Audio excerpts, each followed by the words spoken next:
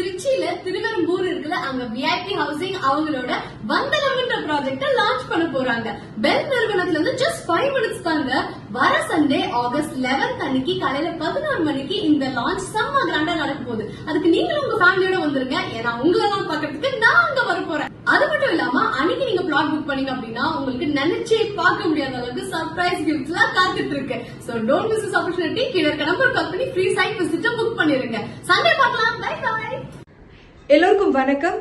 நம்ம திருச்சியில திருவெரும்பூர்ல நம்ம விஐபி ஹவுசிங் அவங்களுடைய வந்தனம் அப்படிங்கிற கிராண்ட் ப்ராஜெக்ட லான்ச் பண்றாங்க.